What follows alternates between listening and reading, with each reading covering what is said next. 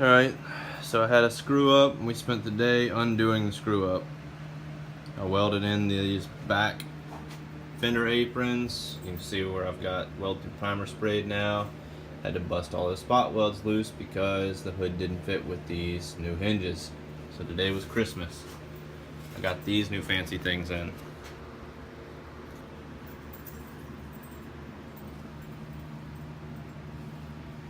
And so far, I love them.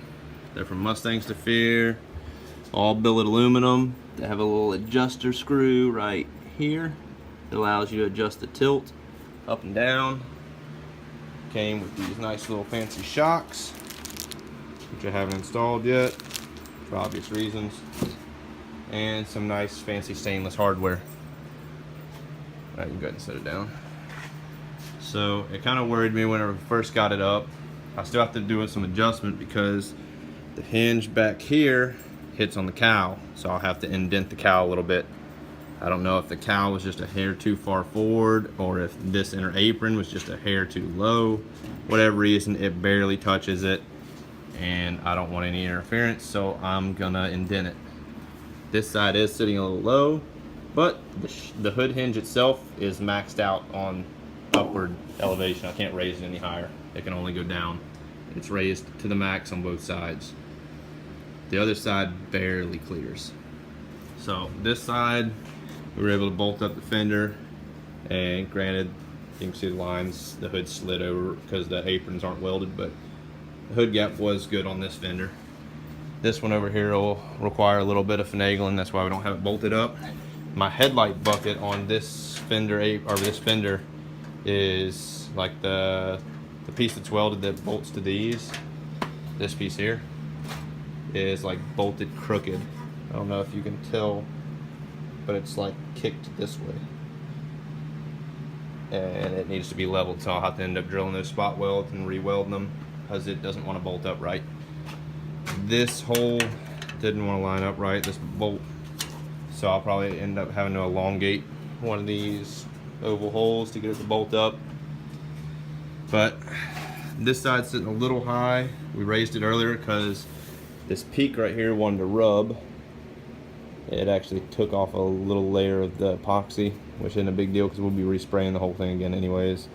But this was wanting to catch. We had to adjust that little adjuster screw and get the hood to kick this way some to raise up in the back for it to clear. The gap back here is pretty big still. I don't know how much I'll be able to tighten that up because, like I said, it's wanting to rub right here for whatever reason. But as you can see, like I said, I had to bust these loose and it wasn't pretty.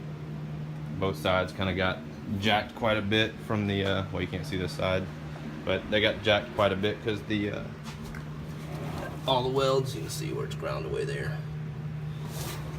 But between the welding and the prying and hitting it with a chisel, it jacked it up pretty good. So tomorrow we'll try to line up the hinges, get them where they need to be, where the hood's lined up flat or with the body line of the cowl, and put some tack welds. Also got another cool thing in today, which are these. Now why on earth they sent them with just one nut so you can't adjust the height of them, I have no clue. Nice billet hood bumpers, but I'm gonna have to go find a nut that fits the thread to put them where they need to be as far as height. No clue why they ship like that or if they're supposed to. I'll have to pull them up and look at them. I need to go ahead and order these rain drip rails as well so I can get this patch fixed. And that's about it for now. Like I said, tomorrow I'll be fixing these inner aprons and getting the hood lined up where it needs to be, and then fitting these fenders where they need to be to where I can at least bolt them in place and getting the doors mounted up. Bad boy buggy got finished up for the most part. Messed up and only ordered one headlight. Thought it was the set, so I had to wait on another headlight to come in, but it got painted up. Battery's hooked up, it actually runs now. The body still needs to be attached the rest of the way, front and back, but it's working again. But that's it, guys. It's coming along. It's almost a car again. Keep watching. Oh, it looking like a car. So, figured out these hood hinges. Got the front balance on, got the fenders on. Don't worry about this gap here. We marked it where the space needs to be. I think my hood's a little warped. It has a little bit of flex to it. We tried playing with the hinges to see if maybe that was it, and I don't think it is. Hopefully the hatch will hold it down tight. Should, because you can push down in the middle and it'll pull down tight. I don't know if y'all can see that movement, but I'm thinking the latch will hold it where it needs to be. This side, where we marked this actually has to kick out a little bit. This is what I was talking about with the bucket. I don't know if you can make it out now on the video, but this is kind of kicked sideways, like slanted this way. You can definitely see it on this, how it is. They need to be straightened up, so I'll pop those 3 welds and put it where it needs to be and re-weld it. This one is straight. The other thing I noticed, this probably won't be able to get on the video. Let's see. Inside here, this bucket was kind of, seemed like it was oversized. It wanted to come in really tight, but I think it's flexed where it needs to be. Anyways, the hood gap is still pretty big on this side. We gotta adjust it. Not gonna worry with it because the hood's gotta come back off for some weld work and paint work anyways. This is fairly tight. Can probably kick it forward a little bit. Should have enough adjustment in the nuts. Anyways, we figured out the hood hinges. Well, I say we. Roommate figured out the hood hinges. So, before, this was scraping. Luckily I didn't indent this before we played with it. These little adjusters here adjust the angle of this, and by doing so, adjusted enough to where this back section didn't rub. So we got both sides adjusted out, and it works good. Works very well. I'm really satisfied with the way these hinges work, look, and everything. Hopefully I won't drop one of them or manage to screw one of them up before I get it finished on the car.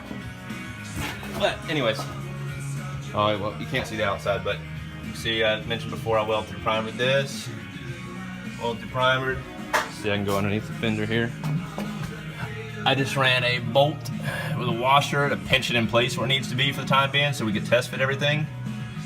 Looks like this side went pretty much back where it was originally. It's a little bit inward actually from before. The other side flexed out a good bit though. Yeah, you can see the old holes here. But we'll weld that back in. It's probably after lunch. I'm starting to get hungry, so I'm gonna go grab a bite to eat.